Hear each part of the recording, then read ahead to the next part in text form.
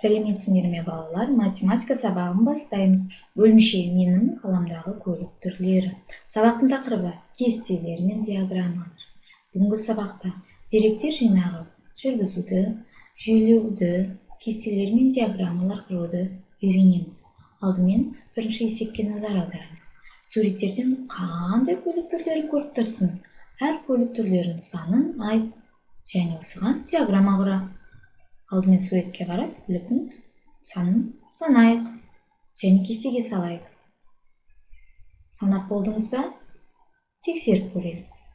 Жеңіл көлік, 4 автобус, 3 жүк көлігі, 1 жедел жәрдем машинасы көлігі, 1 мотоцикл, 5 велосипед, 4 Дұрыс балалар, көлік түрлерінің санын анықтадық. Ал енді осыған байланысты диаграмма құрып көрейік. Балалар, жеңіл көлік 4, автобус 2, жүк машинасы 1, жедел жәрдем 1, мотоцикл 4, велосипед 4. Балалар, осындай диаграмма сіздердегі шықты деп ойлаймын. Келесі тапсырма, назар аударамыз. Есеп 2.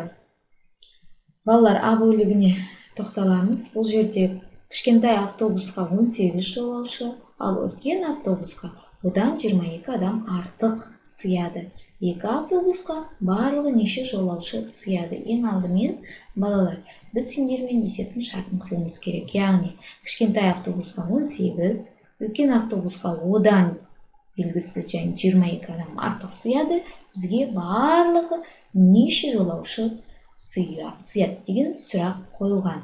Шешуін табу үшін біз кішкентай автобус пен үлкен автобусты қосамыз. Яғни 18 пен 22-ның қосындысы 40-қа тең болады. Бұл бізде. Яғни, үлкен автобусқа 40 жолаушы сыяды. Ал енді үлкен автобусқа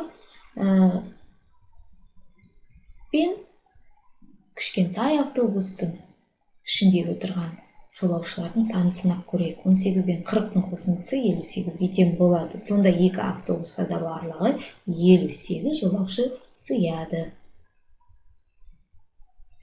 Келесі есеп, яғни А бөлігіне қараймыз. Тұрақта 12 жеңіл көлік, 9 артық автобустар. Ал жеңіл көліктер мен автобустарды бірге алғанда қанша болса, сонша такси тұр. Тұрақта неше такси тұр. Ең алдымен есептің шартын құрып алайық. Жеңіл көлік 12, автобус артық, және белгісіз болып тұр, көрдіңіз бе? 9 артық. Бізге тұрақта неше такси тұр? Және сонша такси тұрғанын білуіміз қажет екен. Бұл үшін біз жеңіл көлік пен автобуста қанша артық екенін табамыз. 12 мен 9-ның қосындысы 21-ге тең. Жеңіл көлік пен автобустың қосындысын қосамыз. Яғни 12 мен 31-дің қосындысы 33-ге тең болды.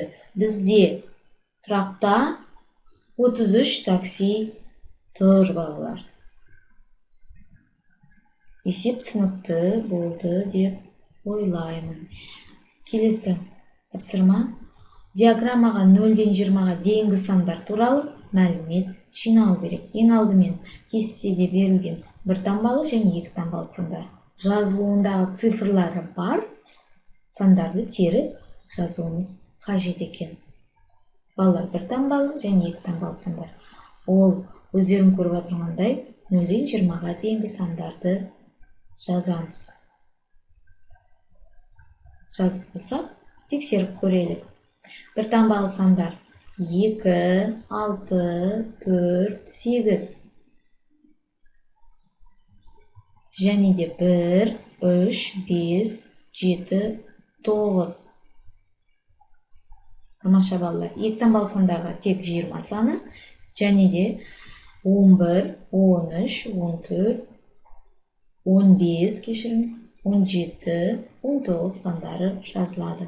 Қалған 12, 14, 16, 18 сандары сәйкес келмеді. Келесі тапсырмаға назар аударамыз. Балалар, үйде фигуралар жинағын дайындап алыңдар. Ең алдымен қиылысатын екі жиынды фигуралармен толықтырамыз. Мінекі. Шеңбердің ортақ бөлігіне, қандай фигура орналасқан? Ең алдымен көк түсті фигуралар жиыны және дөңгелек жиыны, яғни екі жиынға бөліп алдық. Ал енді осы қиылысатын жеріне екі жиын бірдей фигураны орналастыруымыз керек, яғни өздерін қарап алыңдар, түсіне қарай, көлеміне қарай. Тапсырма түсінікті болса орындаймыз. Ал енді тексеріп көрелік. Балалар, көк түсті фигуралар жиыны және дөңгелектер жиыны. Бұл жерде қиылысқан жері көк түсті фигуралар болып шықты. Яғни көк түстеді шеңбер дөңгелегі және де дөңгелектер жиынында дөңгелектің көк түсі. Балалар, мінеки осындай тапсырмалар орындап шықтық. Бүгінгі сабақ сендерге түсінікті болды деп ойлаймын. Сабағымыз аяқталды. Сау болыңдар.